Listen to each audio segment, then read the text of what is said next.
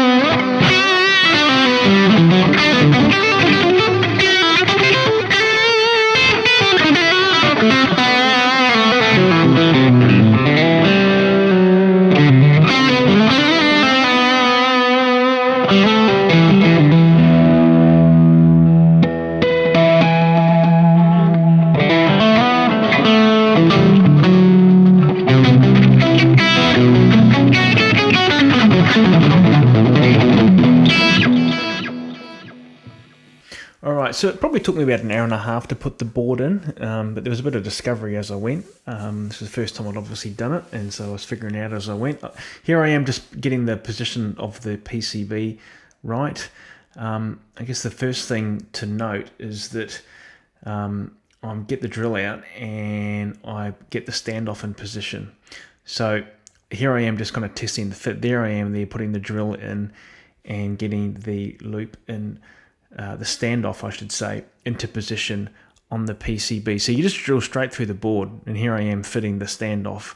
And here we can see it here in position, right? So once that's, you just drill straight through there, you're not going to impact anything. That standoff is high enough that it will give me clearance from the other components on the main PCB. And here I am drilling through the loop board so that I can actually it's an M3 bolt I'm using here, and it gives me a nice secure mount for the Loop PCB. What I'm doing now is I'm stripping off the existing wires that were there for the loop, and as you can see, I've used the existing grey coax from the send and return jacks and wired them straight into the loop board as shown. So now with the coax ready for the send and return jacks, I'm now putting the PCB in and positioning it so that I can get the B plus line, the power, and the grounding in place so that the board is grounded and ready. And here's a view of the underside of the board before I put it in. So if you look closely at this, you can see from the soldering where the send and return main lines come in, as well as where the B plus and the ground wire, the red and the black wire, are soldered to the underneath of the loop board. Alright, so for grounding the board, you need to run the black wire from the ground pad on the PCB down to the bottom of the blue resistor at the tail end of the board there. That's the phase inverter ground, and you need to run the ground to there. Alright guys, well the loop is in. I just got it to the point where I have tested the voltages on it. So the next stage will be to actually test an audio signal, make sure we're all good there, and if that works, we're done. So just a couple of things to note. I screwed this loop board, which you can see this is one of my Headfirst effects loop PCBs. It normally has jacks soldered onto it, right? So the jacks, the two jacks will actually allow the loop board just to be mounted on the chassis just by the jacks themselves. That's how they're normally done with the style of loop. But obviously with this Origin 20 with the effects loop jacks already on the chassis here and connected to this PCB at the rear of the amp, all I've done is use the little fly leads that are already there, right? These fly leads here would normally connect onto the chassis over here. So I've cut the ends off them and I'm running them straight onto the board, which will work fine. Got 1 point grounded here. But I got that mounted on the standoff. This is the same way that Nick at Stereotone does it actually. So just a standoff underneath that, which is mounted on the chassis, and the loop board's just screwed on top there. It's secure enough. You just need to make sure that the standoff is high enough that the board clears these filter caps that are sitting underneath it. And I've got about 3-4 mil of clearance there, which is fine. Just make sure it's not touching, right? You just need to easily check that out. And this filter cap here, this electrolytic capacitor, is normally on these boards, just normally would be straight up like that, right? But you can see I've just wired it up from the board so I can bend it over so that it's not gonna, right? You can't have anything obviously poking outside. This has got to be below that level line there, so that's all cool. Just a note about the supply. This board needs to be both grounded and it needs to have a high voltage B plus line. That's how these loops work. They work off the high voltage supply, the B plus line in your amp. This is the red wire here. I've actually connected it to the screen supply. And just a note about the B plus line, I originally wired the loop in with the this red wire connected to the screen supply of the Origin 20, which is normally how I would do it if wiring one of my loop boards into an existing Marshall amp. Now, but because of the power scaling that's in this amp, that didn't work. Well, it worked when the amp was on high output mode, but when I went down to low during my testing, the loop would just shut off completely because the supply line that was feeding the loop would drop from 270 odd volts DC down to 50, and it would just shut down completely. So I rectified that by moving the B plus line to, you can see in this picture here, to the right hand side of the R8 resistor on the Origin PCB. This is a drop-in resistor on the B plus line. That right-hand side of R8 is actually the plate voltage of the amp. And at the end of this video, I talk a little bit more about how the origin's set up with respect to plate voltage, screen, and phase inverter, and the rest of the preamp. And I've got one drop-in resistor here. This is R8 on the schematic and labelled on the PCB. It's 5.1K. This is normally in a higher voltage Marshall amp or a Marshall style amp. This is normally about 33K, this drop-in resistor.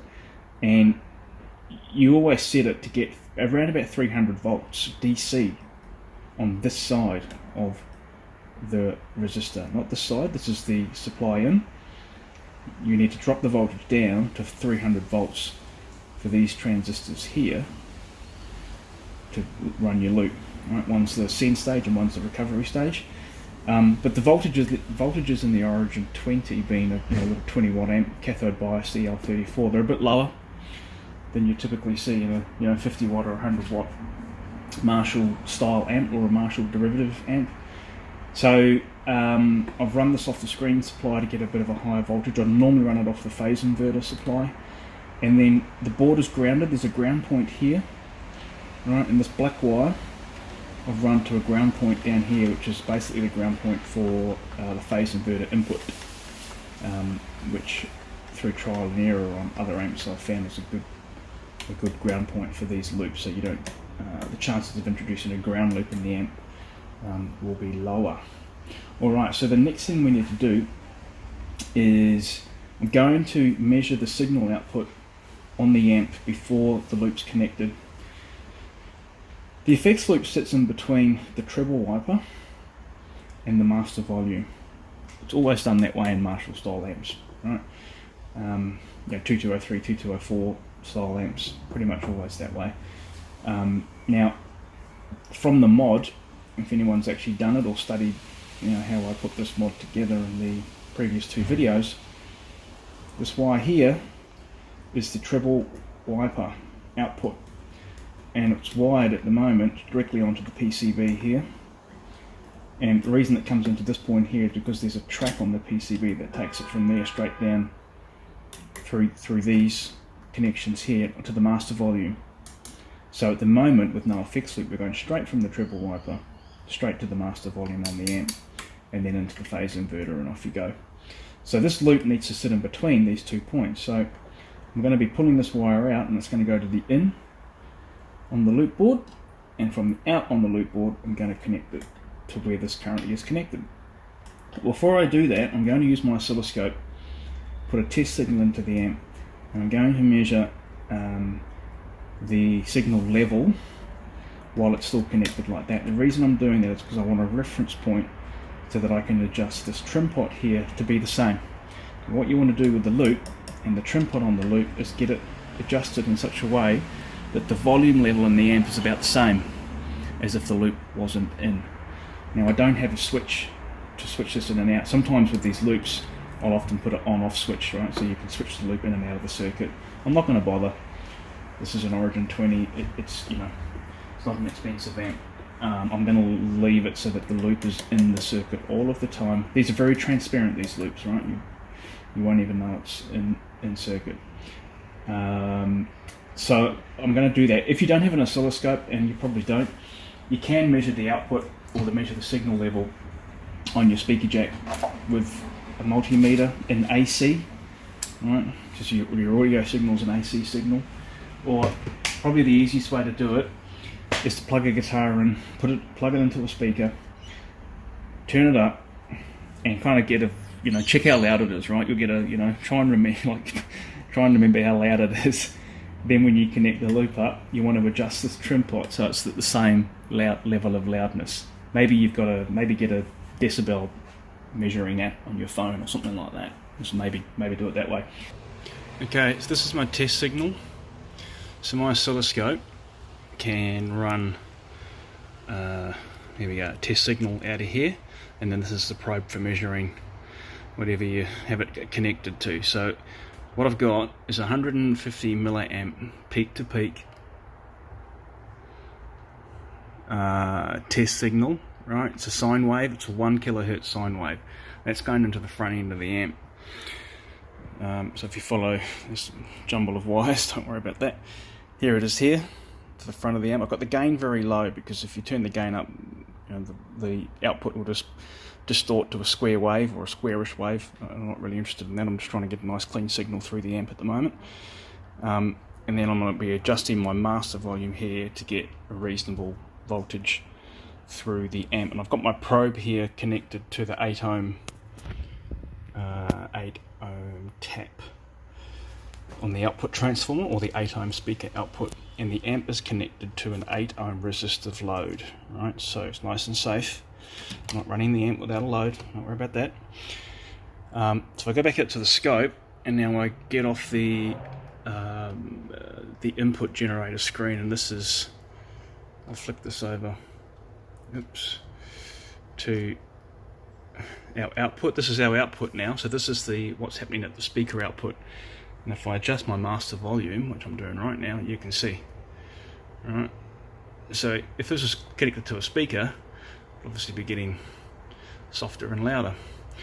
So going to measure, and let's see what we've got here. So I'll just try and get something close enough to 15 volts peak to peak. Right, so it's 15.2, 15.3. Alright, let's remember that. Alright, so I have now rerouted this wire here. It's coming out of the treble wiper, remember? Was actually connecting directly to the PCB at this point here. So I've now rerouted it. What's going on underneath this heat shrink is this is shielded coax I've got here, right? So I've connected both the signal wire, the inner wire, and the shield to from this shielded coax here to this one. So you know, obviously the inner wire is insulated, and then I've soldered the shields together and then put a heat shrink over the whole lot. Now this comes in to the in. It's coming underneath the board and into the in on the loop, and then from the out of the loop, this second wire here is connecting. See the tip, or the hot signal wire, is back to that pad on the PCB where the treble wiper used to be. And the shield, because I do like to have shielded runs here, otherwise you're prone to pick up noise, I've just actually tapped it onto the second pin on what was, this is the header for the old effects loop. So the old effects loop, this is signal, ground, so there's a nice convenient ground point there. You know, that'll be fine. Remember the shielding here, the ground, is just to try and prevent any noise being picked up by this wire. So now that we've got that wired in, I'm going to plug the amp back in, and hopefully we have the loop is working. Right, we'll find out. We're going to run a signal through it, and if that works, I will be adjusting this trim pot, as we said before, to get it to I think we're 15.2 volts or thereabouts. Amps on, we're in high voltage mode, and let's see what happens. Now the amp's warming up, and we're getting a signal. That's a good sign.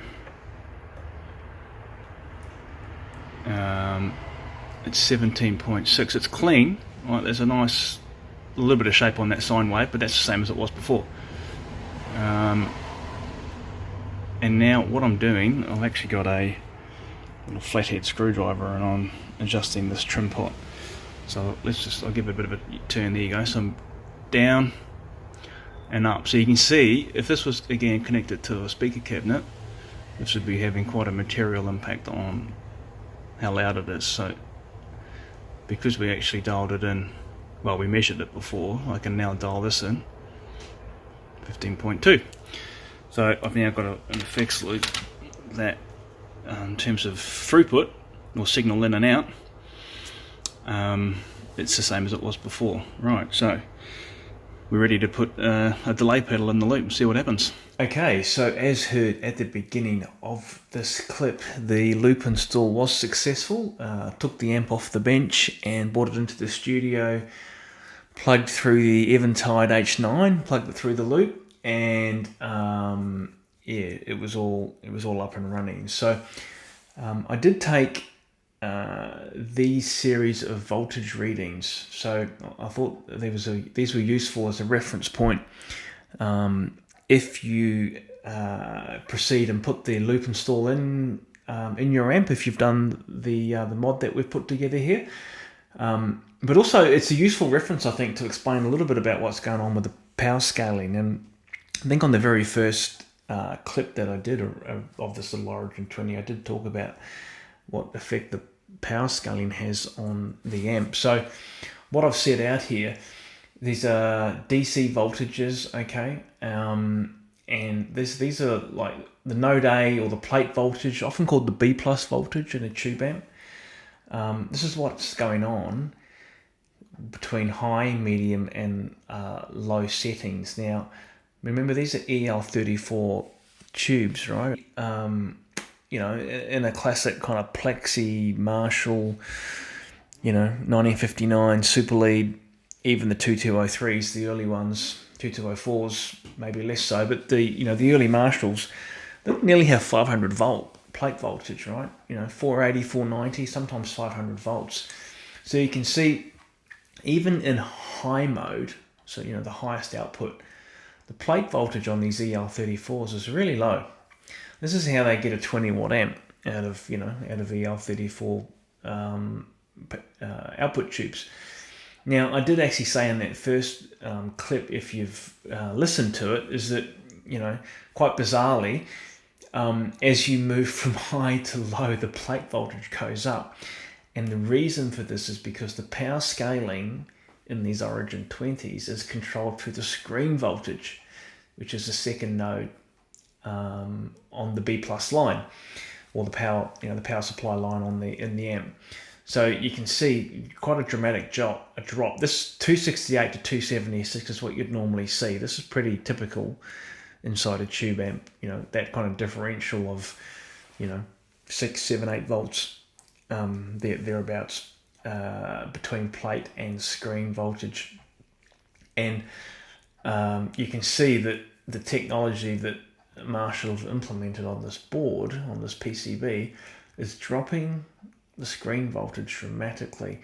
And because this is reducing the load on the power transformer is able to supply a higher voltage to the plates. This is why the plate voltage is going up, as this one's going down. And the other interesting thing about the way that Marshall have done this is that to compensate for the fact that the screen voltage is dropping, and therefore the wattage of the power tubes is dropping dramatically, they're also power scaling the phase inverter tube. This is V3 in the amp, right? The last preamp tube. So the supply voltage to the phase inverter, again, this is quite normal here, what you'd normally see, it's dropping as well. So it's actually tied, the supply of the phase inverter is tied to the screen supply. And then for the rest of the preamp, okay, so this is powering V2 and V1 through these other nodes here. These are actually tied all the way back to the plate supply. Now, you'd normally see in a Marshall amp, these are all in series. One feeds off the other, off the other, off the other, off the other. So if you drop the plate voltage, you get a cascading effect all the way through the amp. Or if you increase the drop-in resistors between any of these stages, it then cascades all the way down. Now, what Marshall have done here, because the screen supply and the phase inverter supply are tied together, they didn't want to impact the rest of the preamp. So the rest of the preamp supply is tied back to the plate voltage. And you can see in these readings here that